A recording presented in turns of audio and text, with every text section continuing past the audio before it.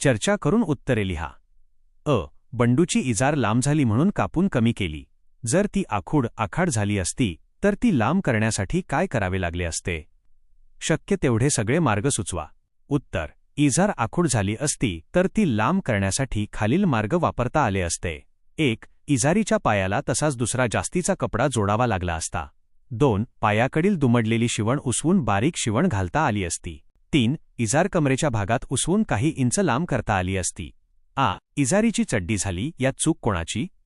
उत्तर: इजारीची चड्डी झाली, यात घरच्या सगळ्यांचीच चूक झाली. तरीही खरी चूक बंडूच्या बायकोची झाली, कारण तिने इजारीचे पाय कापल्यानंतर ती गोष्ट बंडूची बहीण, आई आणि बंडू यांना सांगायला हवी होती. संवाद न झाल्यामुळे सर्वांनी पाय कापले आणि इजारीची चड्डी झाली. पाय असणारी इजार सजीव आहे असे आपण म्हणत नाही, पण बोलताना आपण असेच बोलतो. इजारीसारख्या निर्जीव वस्तूंना वेगवेगळ्या अवयवांची नावे वापरतात, अशी नावे लिहा. उत्तर: निर्जीव वस्तूंना दिली जाणारी अवयवांची नावे खालीलप्रमाणे आहेत. टेबलाचे पाय, कपाचा कान, बाटलीचे तोंड, सुईचे नाक, कंगव्याचा दात, नारळाचा किंवा बटाट्याचा डोळा, चपलेचा अंगठा, पेनची जीभ. आहे प्रश्न. 2. खालील वाक्यांमध्ये कंसातील शब्दांपैकी योग्य शब्द वापरून वाक्य पूर्ण करा. त्या वाक्यांचा अर्थ लिहा. कान, नाक, पाय, हात, डोळा, केस, पाठ, पोट, गळा, तोंड. चुलीवरच्या तव्याची उलतून काळीभोर झाली होती. उत्तर: चुलीवरच्या तव्याची पाठ काळीभोर झाली होती. अर्थ: तव्याची पाठ म्हणजे तव्याची मागची बाजू. कपाचा तुटला होता म्हणून दिलावरने चहा ग्लासात ओतला. उत्तर: कपाचा कान तुटला होता म्हणून दिलावरने चहा ग्लासात ओतला. अर्थ: कपाचा कान म्हणजे कप हातात धरण्याची कडी. हा नारळ नासका निघणार. नारळाचा नबोस्त हा लुच्छिंगनेच बघून धनव्वा म्हणाली. उत्तर: हा नारळ नासका निघणार. नारळाचा डोळा बघून धनव्वा म्हणाली. अर्थ: नारळाचा डोळा म्हणजे वरच्या बाजूची खोबण.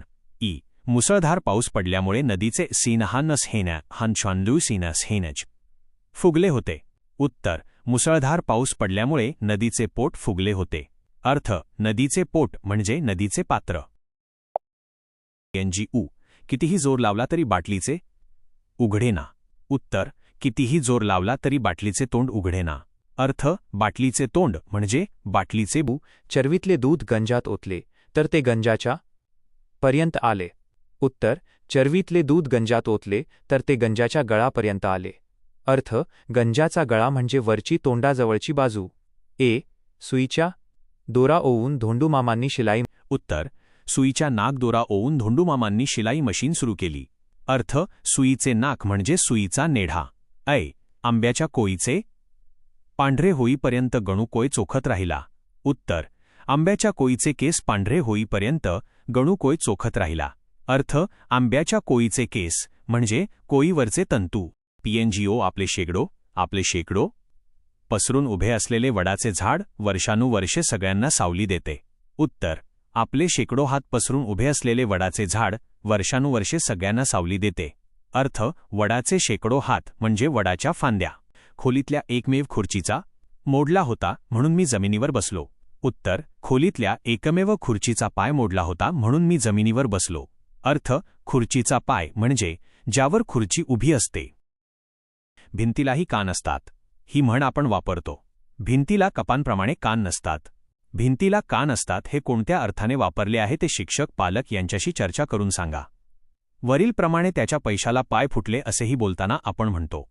यासारखी उदाहरणे शोधा. त्यांचा अर्थ माहीत करून घ्या.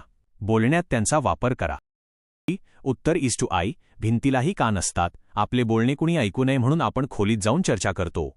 आपल्याला वाटते की खोलीतल्या माणसांशिवाय दुसरे कुणीही ऐकणार नाही, पण तसे नसते. कुणीतरी भिंतीच्या बाहेर लपून आपल्या गोष्टी ऐकत असतो. असा भिंतीलाही कान असतात यांचा अर्थ. जर पैशाला पाय फुटले. पायाने जसे आपण वाटेल तिथे धावत जाऊ शकतो, त्याचप्रमाणे पैसा वाटेल त्या कारणासाठी कुठेही खर्च झाला तर पैशाला पाय फुटले असे म्हणतात.